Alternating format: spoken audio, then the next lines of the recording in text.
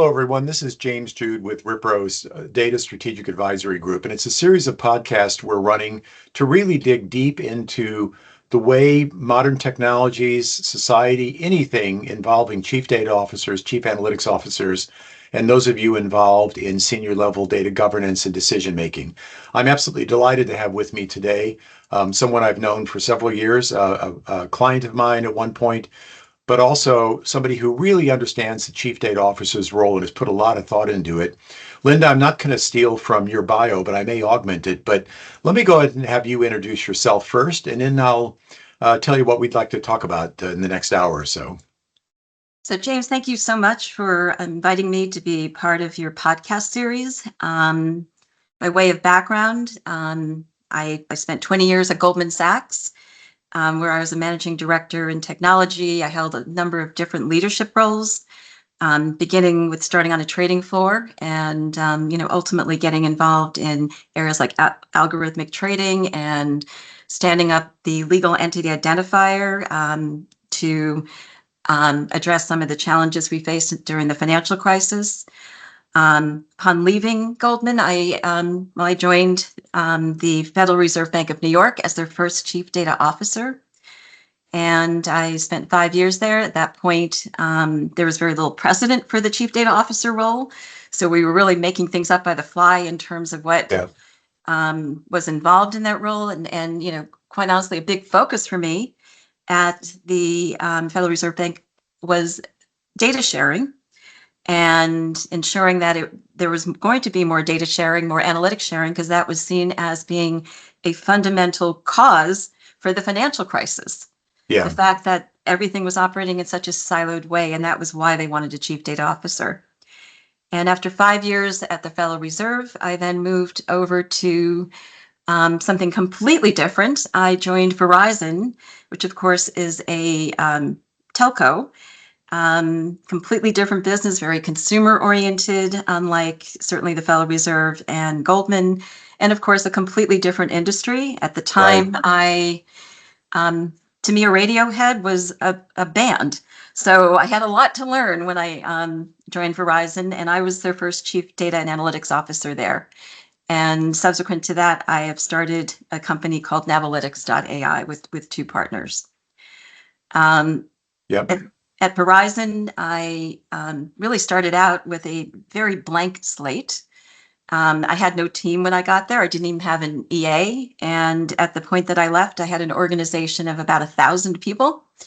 And we covered the gamut from data governance and data architecture and engineering to data science, ML ops, and certainly a big focus on responsible AI, given the sensitivity of, let's say, the call records that Verizon held. So a lot of focus on how data could and could not be used. And so that was, again, a whole new industry for me to learn. And we supported Verizon really as a whole, ranging from customer service. We had 32,000 customer service agents, Wow. 132,000 employees, all the way to helping to plan out and design the network. At the time that I joined, Verizon was really in the midst of rolling out 5G, and there was heavy competition coming from all angles as a environment to be operating in. Big focus on marketing as well. So it was a fascinating place to work. And I'm hoping you don't hear the dog barking in the background. Oh, that's quite all right. It's obligatory, though, if the dog does enter camera view, that you have to introduce for the audience, I think. But we've got 2 dogs here, so yes, happy to make that introduction.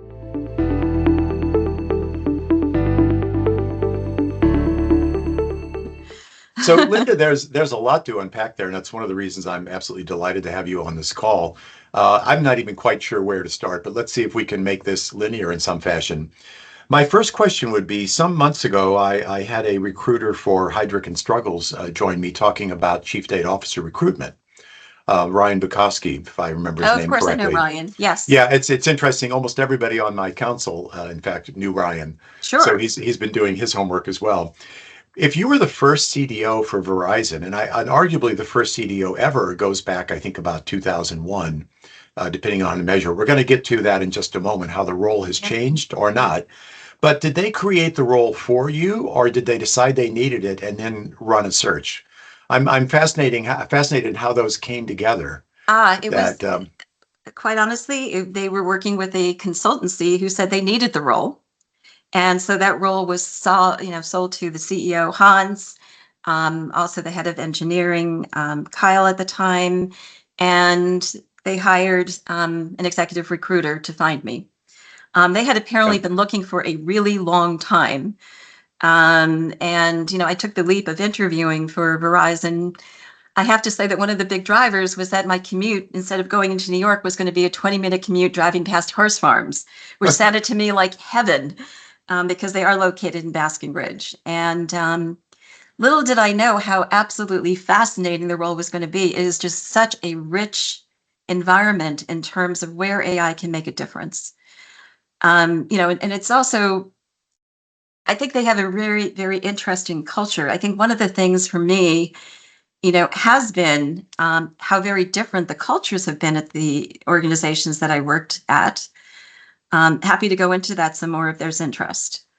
Yeah, actually, let's cover that topic now. And by the way, I do know that Verizon building, when I started my career in New Jersey, I was selling software into AT&T and then joined American Bell Oh, briefly.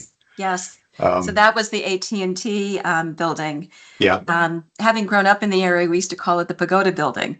yes, Because exactly. it kind of has a very Japanese style to it. And it really is a very big campus.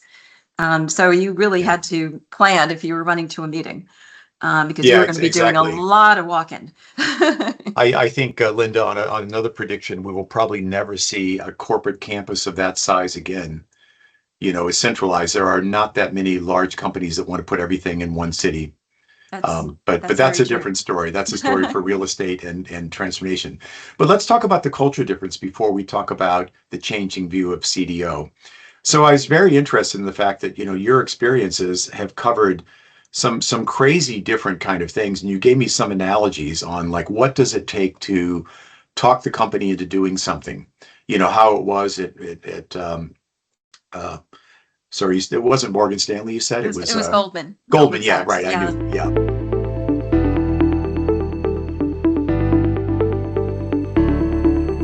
At Goldman versus the Federal Reserve versus Verizon. And I could almost imagine a sitcom or an episode of, the IT crowd having this as a plot line. So spend a little bit of time on that because ultimately culture, will succeed or fail for a CDO. And then I want to talk about the way the role has changed in your Um, observation. yes. Well, I think aligning with the culture you find yourself in, as a chief data officer, as a change agent, is incredibly important, and you have to learn how to speak the particular business dialect of where you find yourself. So if you look at a Goldman Sachs, one of the things I loved about my time at Goldman is that Goldman really deeply values innovation. And it's a really wonderful place to work in that respect. Very ahead of its time in terms of data architecture, investments in data. I mean, real-time flows, they identified investment opportunities, trade Right. opportunities through data. Data is at the core. Hyper competitive environment, but also very interestingly, very consensus driven, which is kind of a weird combination because you have people in constant motion and these people have short attention spans. But yet you need, because of the need for consensus, you have to get a lot of people on board with the strategy. So you're dealing simultaneously with short attention spans and needing to get a lot of people on board. So you had to be quick. Yeah, yeah, it's interesting. There's almost kind of like a decay rate, just like certain radioactive elements have a half-life that is, much shorter than others. I hear what you're saying is you can't have a stately, leisurely kind of consensus build because, 3 weeks later when you've lined up your last piece, the first pieces have shifted on the board. Oh, very perceptive. That Yeah, certainly, yeah, is an ongoing challenge. And then you go over to the Federal Reserve, and that is probably the most cerebral place I'll ever work. Very academic, cautious, as you expect a central bank to be. Very data rich, very data driven, but again, very academic in nature. I mean, you have a lot of PhDs in the building, and you have a lot of PhDs who are publishing. Yeah. And of course, how do you make your career in that environment? It's by basic citations um, from what you publish. What conferences are you speaking at? So that's a very different mindset. And so therefore you find a lot of protectiveness around the research that is getting done, because it is at the core how you differentiate yourself. Because of the Yeah. academic nature and the slow moving and cautiousness, to get things done, I had to write papers at times.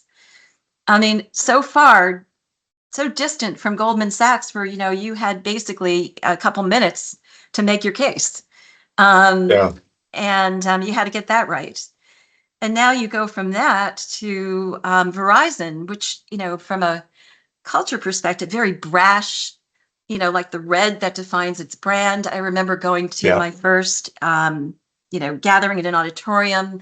They literally had tribal drums beating. It's very, very masculine in terms of how everything was being pulled together. Very execution oriented. They really pride themselves on execution. I mean, they really operate in hyperwarp.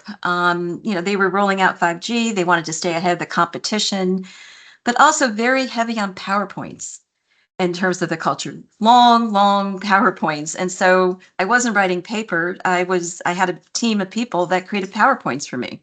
Yeah. And that was how I communicated. And I had to, again, learn to talk their talk, because I had to build trust in order to get anything done, because you really have to see the chief data officer role as a change agent. And AI is really invasive. And integrating into a business requires trust. So that's often a big challenge for chief data officers who did not grow up in that culture, maybe didn't even grow up in the industry. It's very, very normal for chief data officers to be imports, because companies have not been able to necessarily grow their own within their boundaries. So, creating that trust is really about being able to speak the business dialect. Yeah, absolutely. In fact, I wonder if that import was not only out of necessity, but also out of a desire for an alternate point of view. For example, when I ran healthcare Yeah. analytics for a large consultancy, there were a lot of marketers coming from consumer brands because they recognized, even though ultimately they were marketing to providers and that sort of thing, that they needed to think like a consumer brand and not think like a healthcare company. So I don't know if that, and they were deliberately, in fact, kind of avoiding people that had their career in the blues. They wanted to find somebody who grew up in a, major retailer. In some ways, that experiment worked out well. In some ways, it didn't. We're going to get to that in just a minute when we talk about the longstanding, Randy Bean, Tom Davenport, conversation on CDOs. But let me just go back for 1 second. Two things that interest me, if we can keep this thread in our minds. One is at the Federal Reserve. I know that many governments, particularly I would say at the risk of stereotyping the Mideast, there's very, very sophisticated data governance policies, organizations, support, money being invested by the government. If you go to Saudi Arabia, Bahrain, Dubai, Yeah. we've had some great governance. Do you find that in the U.S., or has the culture still pretty much been everyone for themselves? At the time you were in the Federal Reserve, and if you've observed in the last, since then, how has the federal government tried to standardize, not policy, that's rulemaking, but like central resources, whether you're in Federal Reserve or FHA or, NOAA, is there anything at all that ties CDOs together, or is everyone on their own? At the point that I was at the Federal Reserve, it was very much everybody on their own. I Yeah. mean, we were trying to create ties, certainly, but it just wasn't a big focus at that time.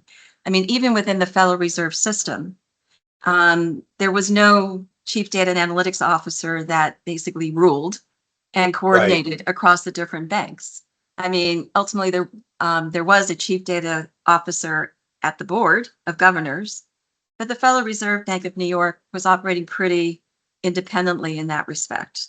Yes. That Yes. that's not true necessarily in other functions. I mean, such as supervision, very, very integrated with the board and its mandates there. But from the data perspective, there still was a lot of independence. what I was leading, one of the initiatives I was leading was what was called the Controlled Data Sharing Framework. And this was really a framework that I felt was essential because data sharing was just not happening as it should, as I mentioned, because of the culture. And it was actually the president of the bank that asked me to make that a focus. Yeah. And so what I did there is that I basically would, looked across the bank in all the different facets in terms of their data assets. And then what I was able to do is put teams together that could articulate what risks there were in sharing this data. And thereby, given the risks, you could understand what the rules were going to be in terms of who should get the data and for what reason. Before this framework, the sharing of data was really happening on a relationship basis. Right. As in, I don't know, Shri and I started on the markets team together early on in our career. Shri is now in the research department. I trust Shri. Therefore, I will allow Shri to use my data. Yeah, But exactly. here we have I don't know, Sally, who's just joined the bank. I don't know Sally, so Sally's not going to get my data. So there was a lot of personal relationships that really drove the sharing of data. I'm not saying exclusively, but to a large degree, and I really wanted to get that out of the way. So big focus on that. That framework at the point I left was being considered by the Board of Governors. Right, right. And So that's an interesting, even with complex organizations that have, many divisions that are substantially different, there's a similar problem for sure. I remember a quote I heard years ago, early in my career, when someone said, "My job depends on the kindness of strangers." Because there was no policy forcing people to help you in your task force or whatever you were given at a yeah. corporate level. You had to get them to agree.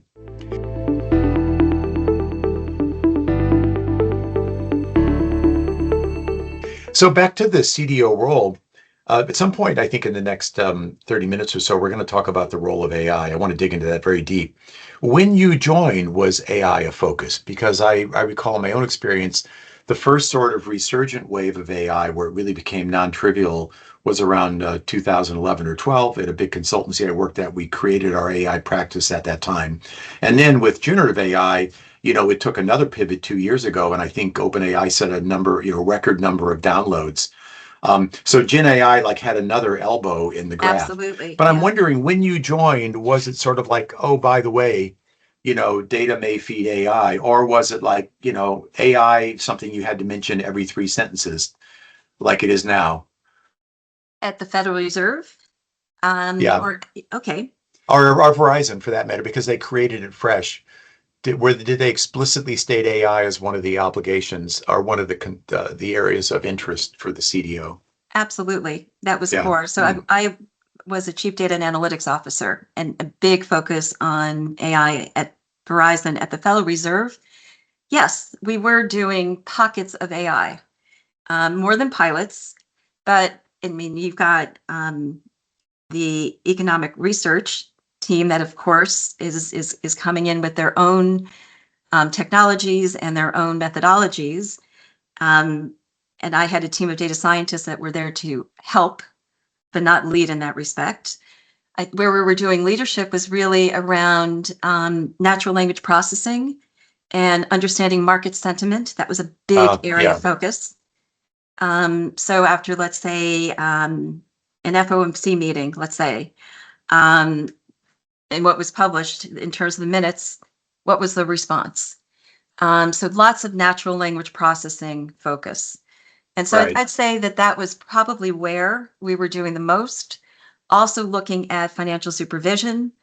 That was where we were beginning to look. But again, very conservative in how they wanted to approach making changes to how the Fed undertook supervision. So that was more slow going because there was not a lot of AI literacy. And so you were really beginning from scratch, trying to help people understand Right. Right. what was Exactly. possible. Verizon, when I arrived there were, again, lots of pilots happening. I kind of describe what I saw was kind of like, fireworks where you get people around a conference room table and everybody be oohing and eyeing, but things weren't making it into production. They weren't getting industrialized. So a lot of eagerness. For me, the big breakthrough came through COVID because we suddenly had, as I mentioned, 32,000 customer service agents that instead of going into service centers were working from home. And Yes. they were suddenly doing 2-hour shifts and they're specialized. How the heck do you schedule that? On spreadsheets. I mean, there was a dire need for us to come in and use machine learning, use AI to do that scheduling of the 2-hour shifts. Dire need for us to be able to predict when a retail store should reopen as we were coming out of COVID. Right. So there were a lot of opportunities coming out of that. And then, of course, as I mentioned, there was 5G. So we got very, very involved using the same capabilities that we used in customer service for the scheduling. We were scheduling when the engineers needed to arrive on a site, when the equipment needed to be at a site. So very, very similar in terms of, and this is, I think, a big part of the role of a chief data officer is to be able to make that connectivity, to know if I build models here, I can apply them over here. Right. Right. Yeah, it's different data. And that's, what we call that was a model architecture, where you started to get reusability out of what you built for one area. And you chose you designed your roadmap with that in mind. Different data, but a lot of overlap in terms of the skills.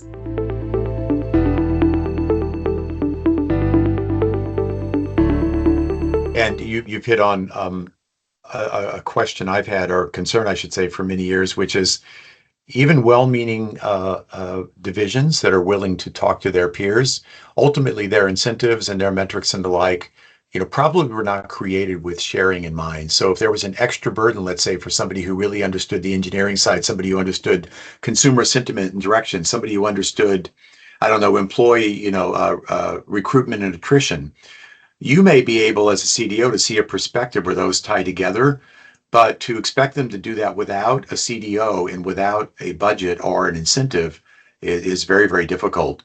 One quick anecdote, I don't want to name the company, but there was a major liquor company that we were consulting for. They wanted their route managers and the route staff to actually do a little bit of market research on the street, what other pubs are there, what do they think of the neighborhood. And literally, the route manager said, I will not do that. I'm not measured on helping you. I'm measured on how many cases per day and efficiency. So it was in the company's best interest to use their eyes and ears while they were there, but they hadn't structured that in the incentives. And I was fascinated by that because ultimately it comes back to, rethinking incentives, which we could spend the next hour on, but we won't. But I think that's a topic worthy of maybe having an economist on board, is how do you structure incentive systems that allow for focus, on the task you're given, but also sharing and innovation. At Verizon, we had a very peculiar challenge in that seniority was for so many career tracks defined by how many people you manage. Right. And so who wants to partner with a team like mine that's going to create operational efficiencies so that you don't need as many people and thereby you're going to get demoted? It was very counter. So it really highlights how you need to have that partnership with HR, with the businesses that you support in order to get those incentives aligned. Because if you don't, you're going to be facing lots of passive aggressive behavior and misalignment and no support and no uptake in what you built. Because if you build it, they are not necessarily going to come. So that has to be available at the get-go. And if you do align those incentives, there's also a CDO role to gather the data and track compliance, and and the bonuses are penalties, I guess, that come with that.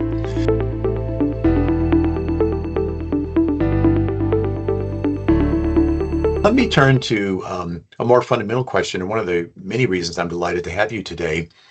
When talking about the role of the CDO, which continues to be a hot topic, there was a series of articles by Randy Bean and Tom Davenport and others, primarily in Harvard Business Review, that at least in the circles that I hung out in, brought a lot of conversation. And I'm going to oversimplify for the purpose of asking you a question. The Sure. one extreme is basically the D in Chief Data Officer, the data part, is no longer exclusive. You cannot be a senior executive and not be aware of data, not know how to use a keyboard, things that, you and I encountered probably early in our career, right?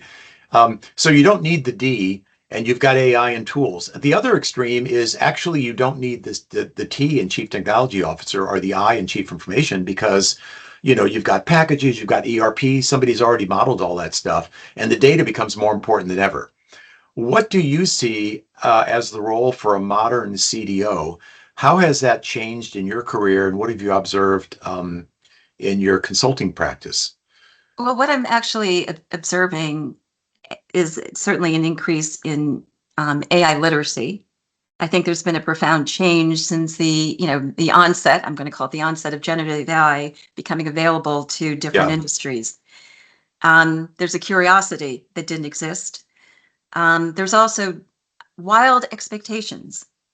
I think expectations have gotten much, much higher because of the fact that people, in a very layman's word, can, reap the benefit. And so there needs to be a big focus on industrialization. If you look at the role of chief data officer, it honestly takes so many different shapes. Sometimes you have a mandate that includes AI. Sometimes the chief data officer is supposed to focus on fixing data governance. Yes. Sometimes the role reports to the CEO and reports out regularly to the board. Sometimes it's seen as an IT role, reporting to the CIO. What gets centralized in an organization varies a lot. In a lot of organizations, you're going to find that AI and analytics is happening all over the place. And you're not getting the benefit of that overlap. You start seeing a lot of redundancy, but then you can have, bring in platforms, let's say like a Domino Data Labs, and, ensure that everybody's using that, and I'll give you some oversight. So there are ways of compensating for that. But, if I were to say what a chief data officer needs to be, it's not a technology role. You really have to be focused on driving business value, and you have to be focused on being a change agent. And so while being technical continues to be important, even more important is understanding the AI-able levers across a business Yes, right. that can drive value.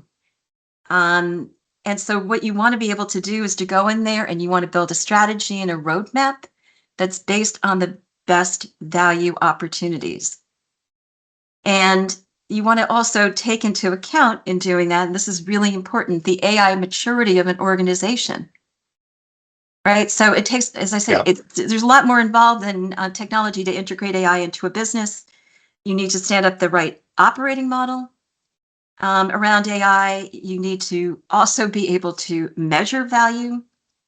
And that is itself a lot of controversy around that. Yes. Yes. A lot of companies do not know how to measure return on investment. A lot of companies don't know how to measure the investment that's going in. And there tends to be a bit of a tug of war in terms of who gets credit for the return that you see, much less can you measure it. I mean, I think that the idea that a CDO should have, maybe a P&L is a pretty controversial notion. But, if you are really in a position where your AI is driving the next best action on the website in terms of how you interface with a prospect or a customer, if you are driving the shape of marketing strategy, if you are driving the investment of capital into a network, you should be seeing some credit in terms of the difference that you're making. So I think this notion of the modern CDO needs to be seen as somebody who has accountability and also gets credit for driving business value. So those to me are really, I think, key aspects of the modern CDO role that perhaps were there, 10 years ago, that accountability. But it's also, I think, why CDOs don't last. the tenure still tends to be pretty darn short, not making it even to 3 years. Yeah, that's right. You and I were talking about that in the prep. It's interesting that hasn't fundamentally. In fact, in some cases, companies I know have the CDO has left and they have not replaced them, which tells me maybe that's the one extreme that they feel they've elevated the company.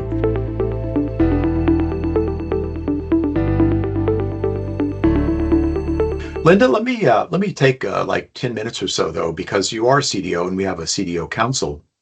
I'd be very interested in picking apart the parts of the CDO role and seeing where AI might actually make a difference. And then I want to get back to data literacy and kind of get some of your predictions for the future. But one of them is, designing data systems, data ops. You had made an observation in our earlier conversations that possibly, ETL, for those of you listening who don't remember the classic, source to target mappings, that is, and especially used to be, a massive job, sometimes literally hundreds of people, typically perhaps through a contractor because it was a one-time job, would make sure the customer number in these different systems was the same, or did it have a dash in one and all that. That can all be fully automated.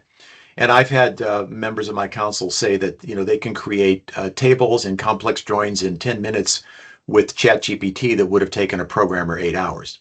Now, I am going to cover the question, is everyone going to become 10% faster, or do you get rid of 10% of your staff? That gets back to the ROI question. Yeah. A happier employee or fewer employees, but you can't really have both. But do you think that the CDO should worry about AI and data systems and data ops, or is that typically more a CTO? Or does it depend how the CDO got their role? Sometimes CDOs are the database manager, using a term many of you probably haven't heard for decades, but the DBA became, articulate and could speak to the board, as opposed to an outsider who thinks in terms of society and impact and marketing vision. Anyway, it's a long question.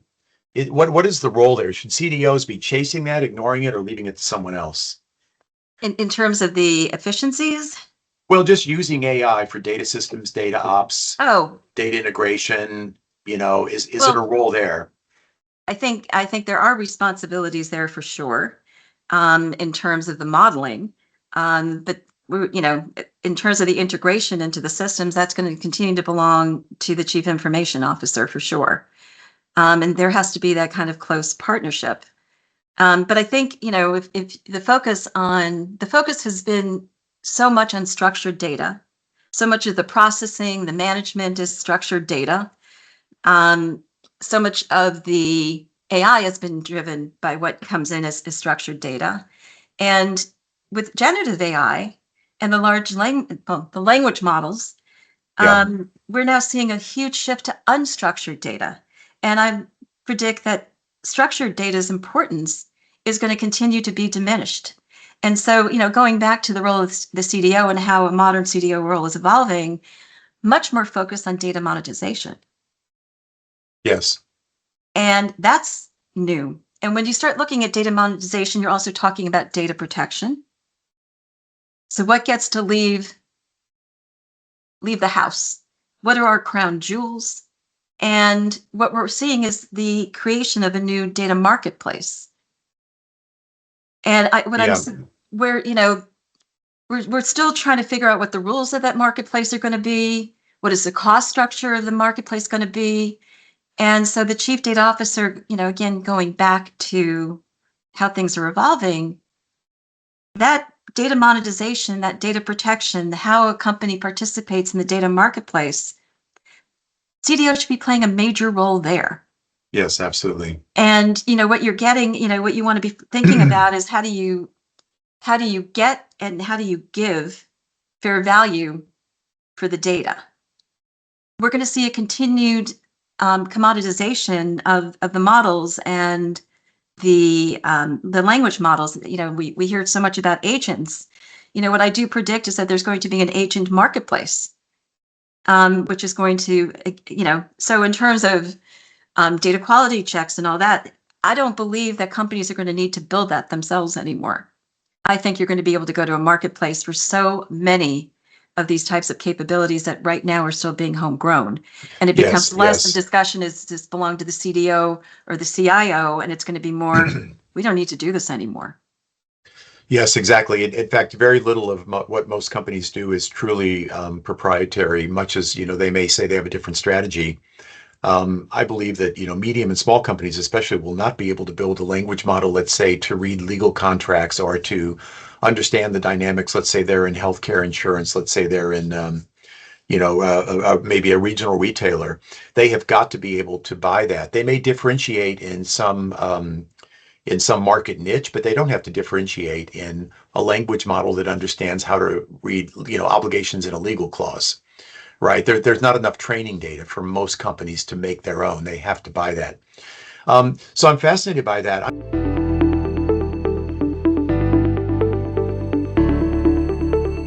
I'm going to jump ahead a little bit on my list here, but back to that idea of data monetization. My viewers will recognize that I've covered this topic many times, ranging from Doug Laney, the father of informatics and datanomics type stuff, to a recent talk with a company that actually has a technology to track data as it's being monetized and passed along, so you can sort of see when it's being used. But internally, most companies, most of the time, don't have a market to actually sell what they do. There's tremendous, like at Verizon, I'm sure there's tremendous consumer insight into behaviors, travel, all kinds of stuff, right? But that you could sell, but a typical company doesn't have that. However, internally, it's a problem that's plagued us for decades since we started having shared data warehouses, which is how do you get everyone to agree that if you could combine sales, marketing, production, travel, and warranty data into one giant warehouse, it would be good for the company. But it has different value to different people, and yet they're all being asked to, to interrupt their life and add the data. How do you build a, shared cost and a shared gain where the sharing cost and gain is different for different participants?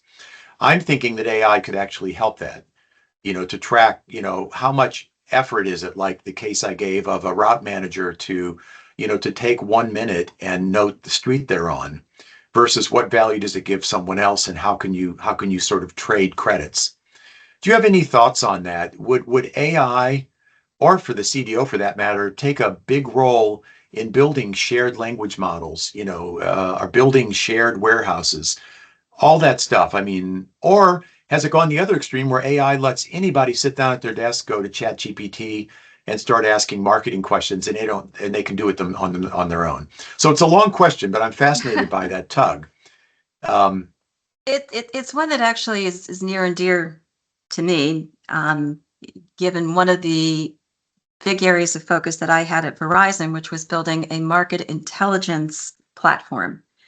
Yes. And so when you think about market intelligence, it ranged from understanding the topology of an area, understanding the demographics, and all the way to knowing that Tesla was expanding their plant in Austin that was going to have impact, and that meant there were going to be more Verizon customers going over this bridge at 5:30 in the evening. So therefore, we had to amplify, what we could cover in a particular area, or knowing that T-Mobile was opening up a store in a particular area, and therefore we were going to be seeing some tougher competition. And to have that commonality, and it honestly, in some ways, was some of the most controversial work that my team engaged in, because it was a shared resource. And so what we would find ourselves hitting would be, I would be talking to the head of consumer and of let's say consumer sales, and I would say, well, we've got this wonderful resource that we've built out. It's going to be able to give your area a lift. And the response was, we didn't tell you to build that. Yeah.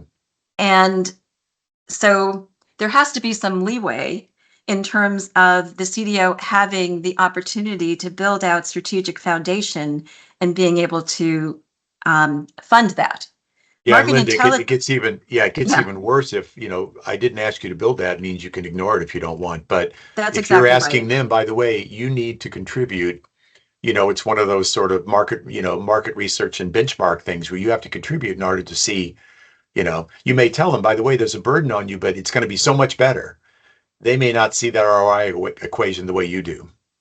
And, and what this was able to do was enormous in terms of this market intelligence platform was integrated into the core of pretty much all of our models Yeah. over time.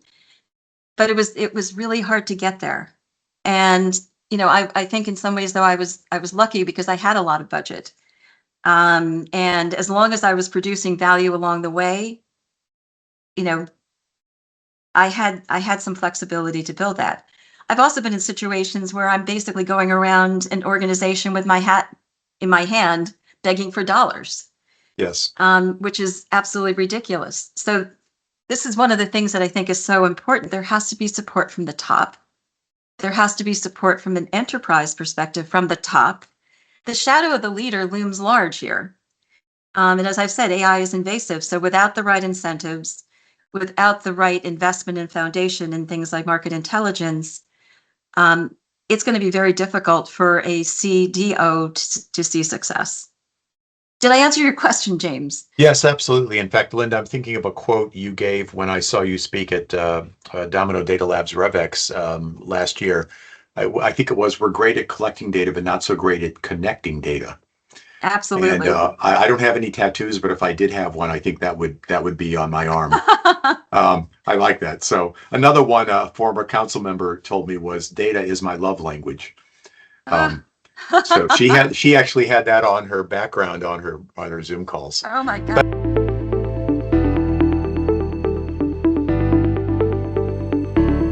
That's So right.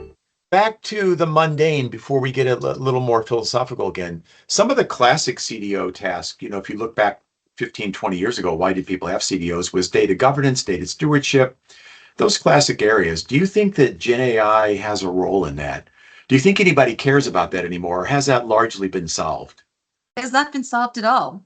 And, Yeah, as again, we're seeing this emergence of a data marketplace, that data governance becomes more and more important. Understanding, how data should and should not be used, that need is never going to go away. Understanding, what constitutes data being fit for purpose. And I use that term very carefully because, there's plenty of purpose where you don't need to have perfect data quality. And yet when you're trying to settle a payment, you do need perfect data quality. yeah, So it's all going to be about the purpose. So yeah, I don't think that is going to go away. But yes, in terms of the tooling and the ability to, identify anomalies, we're getting to a whole different level here. You're going to see, massive improvements in quality, code quality, in the same way that you're going to see massive improvements in fraud detection. That anomaly detection is improving by leaps and bounds. yeah, absolutely. It can't be rules based. It has to be behavior based, and I think there's going to be a lot there. Then, on the other hand, the fraud generator itself will begin to act more like a human. Sort of like when you click on "I am not a robot," people think, well, why doesn't the robot just click on it? But the path that its mouse takes, of a human is very different than a robot. Of course, robots now are going to randomize their path to the mouse click, but um, Yeah, yep. we always have to stay one step ahead. That's So that's the so game. before we get into a pop quiz on some of your predictions, I'm also interested if you think that generative AI and the ability, it's the same question kind of came up decades ago as classic business intelligence and pre-summarized data, came online, right? That people could now see the top sales in California or, a trend over time without asking IT. But do you think that Gen AI and the easy access to that may poison, perhaps, rather than democratize the end user experience? And after I hear your thought, I'll give you one example I heard from a client. Well, I'd love to hear what you mean by poison. So let's start with the example. Okay, the poison example would be a company that was noting they threw Gen AI on top of their data, a sort of classic sales data, which they also had a BI cube, highly structured, click Tableau, those sort of things, right? But they were using Gen AI to answer questions like what were my top 10 products and show me a trend line and all that. It turns out they spent millions of dollars in compute power to basically duplicate what they had in their BI tool, which had been fine-tuned, a decade earlier. And of course, you also run the risk of an hallucination. Would it actually at some point begin to add narrative based on the average article it read in Business Week rather than what was actually in the data. So there were two angles. One, when it was highly structured, tell me literally what are the top 10 products. It did it, but it did it at a very high cost by reading, a billion row table rather than looking in pre-summarized. And the second was when you ask it to interpret that, it would begin hallucinating. And people felt like they don't need IT, they don't need the CDO. I can just do this at my desk, So this is, again, I mean, you're telling a tale of leveraging AI with peril without the right guardrails around it. Yeah. So, I mean, if I look at the story that you're telling, from the very beginning, these was not going to be driving value. I mean, they already were solving that problem. So why are they focusing there in the first place? And they're introducing the risk because they don't have the oversight and the testing. I mean, you can create trust, but it takes investment. So, what we're seeing here is really a very non-industrial approach to using a capability that needs to be industrialized with the right risk controls and also the right prioritization. So those two have to go hand in hand. So there's nothing right about the story that you're telling James. Yeah, actually, my take on that also was what they really wanted was a natural language or even a voice interface to their BI, which has been around from all the major vendors for 5 years. Absolutely. So they were solving a problem. Perhaps they were, at home, they were interested in, I can't use the name because I have one, telling their device what's the weather. And they're thinking, why can't I do that at work? And they can, but they don't do it through GenAI. They do it through an interface that's tailored. I suspect for many of our clients, they use AI on Einstein and Salesforce and things like that, and don't even realize it's AI. I would agree. The key vendors have already taken this and run. In fact, next month, we're going to have Kaushal Kurapati, who was the Senior Vice President of Generative AI Products from Salesforce, on a podcast. Linda, I think when that's done, you may be interested in reading the transcript. Here's a guy who's at the center of the hottest technology in one of the biggest ERP products in the world. Yeah. So I'd love to see his perspective.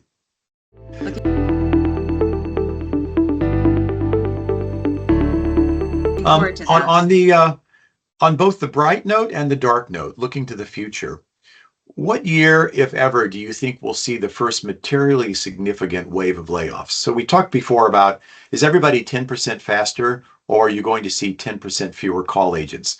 Do you think that there's a point at which your 32,000 agents at Verizon or the Labor Statistics Bureau says there's 340,000 workers managing medical claims? I mean, if you get a 30% productivity improvement, which I believe is reasonable, that's 100,000 workers that used to have a nice middle-class job. Do we think we're going to see nibbling at the edges, or when will we begin to, recount millions of people losing a job because of AI? Well, there's no question that jobs are going to change quite enormously. And we're already seeing that nibbling happen in the areas of, let's say, programming, and as you highlighted, customer service. Sales is going to change enormously. I think any place where there's the need to optimize human interactions, we're going to start seeing hyper personalization be available through, driving next best action. Yeah. You're going to see big reductions in settlement and payment issues in financial services. Likely there's going to be a move to same-day trade settlement. I mean, all of this is going to impact the workforce. I'm thinking just in terms of Verizon. They have reams of people who basically do network design and optimization. Generative AI is probably going to take into account those roles as well. I mean, because it can take into account topology, weather, demographics, population, users, better than a human being. Better than a human being. With that kind of evolutionary AI, or more, I think it's been called causal AI, but the old idea that it can try out, 10,000 configurations while you're taking a nap. That's exactly right. We And were doing that. rather than a human saying, I'm going to, what if I place them here? And then you run a model. Okay, what if I place them here? It goes through those combinations without even asking. That's even what we were doing without generative AI in terms of the scheduling of the building out of the 5G sites. Yeah, exactly. All the different permutations, again, with all that specialization. Um, so James, I mean, I think it's happening.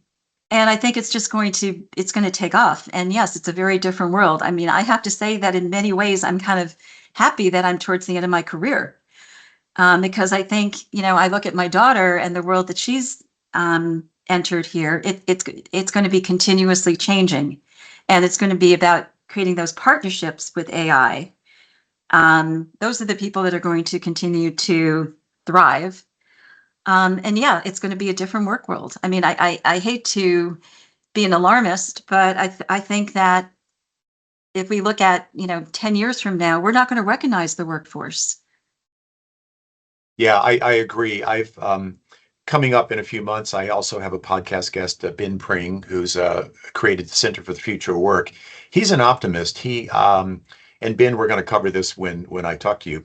He enumerates jobs that will be created because of AI, but he doesn't quantify them. Yes. So I've heard the analogy that when robotic assembly came along in factories, of course you need robotic engineers to design them, and you need robotic technicians. But you don't have as many technicians as you did employees, or there'd be no point in using robots. So on the optimistic side, I do see a long list of jobs that'll be freshly created because of AI, but they're not going to employ 32,000 people for any one company. That's right. You're not going to find 32,000 people as prompt engineers. That's right. And I don't think we've really come to grips with that change, but I don't think we can stop it.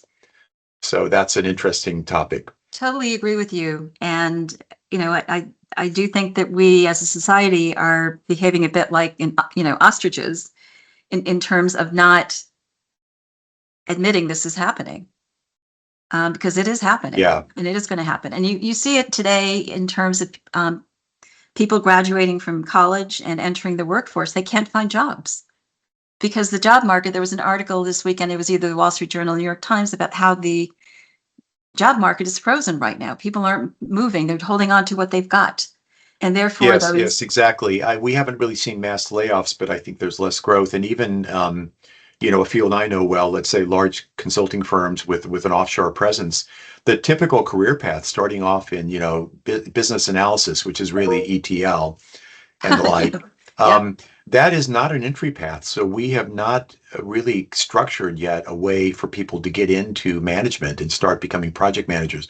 We're cutting out their entry jobs. Certainly seeing it in the legal profession. Yeah, exactly. And legal profession is really, in a good way, I think, for us, but in a bad way for them, vulnerable to AI. It is very rules driven. There is absolutely an algorithm. One of my observations years ago was legal is taking very expensive people to effectively turn an algorithm into a document, and other very expensive people turn it back into an algorithm. For example, what triggers what? There's certain clauses. It's really if then else logic. If you fail, you have a cure period of 30 days. If you can't, solve, Absolutely then, right. we call in this. If oil goes above 90 a barrel, then we trigger this clause. It's all algorithmic, and yet we write it in English or French or Latin, right? Or not Latin. That's but, right. Yeah. And so we're deliberately creating work when effectively it should be a smart contract. That is a problem we will not solve. On our way out of here, not solve on this call.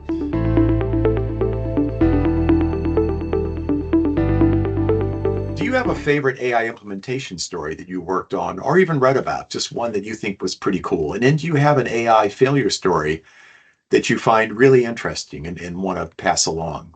Well, I'm actually going to tell the story, both stories in one implementation, which is my team began to work very closely with the marketing team. But it was a very uneasy relationship because it's very gray in terms of what constitutes marketing. They've got their own special ways of doing things, and what should belong to the data scientists. I talked about the scheduling of the 32,000 customer service agents earlier, and we really hit it out of the park, it looked like, in terms of how well that was doing, until marketing basically put out a new campaign, did not inform us, did not inform customer service this was happening. And it was like we got crushed because we didn't know what to expect. We did not include what was happening upstream in our models. And so I think what you learn there is that, you have to be very expansive, when you think about the ecosystem in which AI is operating. And you have to have the collaboration across a company for this to work, because everything kind of impacts everything. And you need to be able to take that into consideration. So we were able to recover, but it really taught a lesson in terms of, you're not operating in an ecosystem that stands on its own. For this all to be successful, you need to understand the interrelationships. That's where And I think your AI literacy has multiple angles. It's not only knowing how to use the tools, but it's also being aware of the impact of what you're doing. I could tell many stories as well of where somebody had no idea that when they, for example, had a new brochure printed on a new product, that they had to tell the regulatory team. Like, in their world, it was yeah, all about, can I get it to the printer in time? Do the graphics look good? And they had no clue that launching a new product involved, this massive organizational absolutely. response. Um, so that's interesting. Do you have any kind of an AI failure story? Well, yeah, that sort of counts, I That guess, is as that is that is one. the failure. So yes. Yeah, yeah, So it was a success, but man, was it also a failure that week. Um, so big lesson learned there. yeah, Um, exactly. And I'm not sure there's ever going to be an answer for that. So one final point, we were covering earlier the roles of a chief data officer.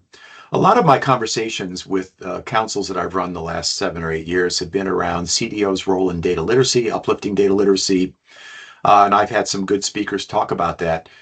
In your own experience and what you've seen in your practice, and I want to close on having you talk a little bit about what you're up to today. But do you believe that CDOs are still being asked to basically tend to elevating literacy across the company? And are they given the tools for that? Or does nobody really care anymore like they did 10 years ago? in terms of data literacy, Yeah, or like knowing how to use tools, knowing what to do with, I mean, some of it is technical. Do you know how to use Click, Tableau, Looker, and MicroStrategy? And some of it is philosophical. Do you know how to ask the right questions? Do you know how to frame, the right conversation with your data? well, I think honestly, the focus is really, I think, again, moving towards the value proposition. And so I think, moving from data literacy, we're moving into AI literacy. And I think that understanding what is AIable is absolutely key. And so I think it is important for the CDO to understand the rubric that needs to be applied to identify what is AIable. And again, has to work with the business in terms of understanding what value can be driven if you AIify something. And Yes, that right. that is where the dialogue needs to happen. And the business people who are, not as technical, and these days everybody is somewhat technical, I believe. Yes. Um, they need to understand what is AIable in order to drive the right strategy for their business. Yeah, they don't need to know how to do it, but they need to know where it fits. Like What when are the would AI be helpful? characteristics? What are the characteristics? What roles, are the ones that we want to go after and transform? What are the most AIable roles? So again, you want Yeah, to have that on a conversation similar with vein, HR. Yeah. a similar vein, a friend of mine is a professor and was teaching Data 101 after an illustrious career doing, really hardcore data mining, citations, and Yeah. top of his field. He went back to the basics. Who are the next generation of workers? What do they know? When GenAI came out, he ran his old test through it and it got a 95% score. And he realized that his teaching before was 5% asking good questions and 95% literally knowing the technology. He switched that up where it was now about 80% asking the right questions and 20% knowing how to prompt Exactly. Gen AI. He Exactly. gave up teaching basically the fundamentals of statistics. Somebody still needs to know it, but not his class. Yep. And he completely shifted it. He embraced AI and made the questions more complicated. rather than trying to, block the phones and can he do a blackout and, severe penalties for cheating. He basically said, if you were in your business, you'd be rewarded for solving this problem with Gen AI. Why would I punish you in the classroom? And that was a really interesting turn. It is an interesting term. I have an affiliation with Northeastern and their Institute for AI, experiential AI. And I've had a number of conversations with their faculty in terms of their grappling with generative AI and trying to figure out and really they want to integrate it into their curriculums rather than fight it. And that to me was fascinating. So I think if you look at the next crop of students that's going to be entering the workforce, hopefully they are incredibly conversant in these new capabilities, that this is natural to them. And that is going to be very transformative in terms of the next generation of business leadership. That generation will be AI savvy. Linda, I really appreciate your perspective and also speaking directly to the language of the CDO and CAO that listen to this podcast. Could you take just a few minutes and let me know what you're up to now, and then I'll let you go. Absolutely. So I have teamed up in a very different way than my corporate job with two fellow CDAOs, Shahram Ibadolahi and Heidi Lanford. Shahram has a long history of working in life sciences and pharma. He started IBM Watson Healthcare, founded that, worked at IBM for a number of years, and then moved on to be the chief analytics officer at Novartis. Yes. Heidi has had an illustrious career as a chief analytics officer at Red Hat, and most recently at Fitch. And so we have stood up an organization that does consulting in AI, but very importantly is also able to create what we call value trees, which describe for an industry and a particular organization where AI can drive value across all sorts of business activities. So we have a taxonomy for business activities, the AI ability of those activities. And so what we're trying to move here towards is much more of a product orientation where we can be brought in and really very quickly produce for, let's say, a CDO that joins a Verizon, and doesn't know an industry. Yes. Where can AI be applied? My God, what a lift that would have given me when I joined Verizon, where I had to come up with an AI and data strategy in 90 days. And I didn't know the business to the point I didn't even know what churn meant. Yes. Yes. So that's one of the areas that we focus on. And then we also have an assessment which looks at 8 different dimensions in terms of how AI ready is an organization, so that you know where the AI opportunities are and you know where the investments are needed in order to realize those opportunities. So that is what we are focusing on. And so that company is called Navalytics.ai. And we're just out of the gate. So thank you for the opportunity here. I think as you learn from that survey, if you reach enough of a mass that you have benchmarks and the like, perhaps you'd like to come back and talk about some of what you learned if you can anonymize it. Absolutely. And we at Wipro have our own studies we've done with Gartner. It'd be interesting to see how they compare and contrast. Linda, it's been a delight to have you here, and I thank you so much. I would like to have you back in the future, but this has covered a lot of topics, and I think my audience will enjoy that. Thanks so much for the opportunity. It was great, James. Really enjoyed it.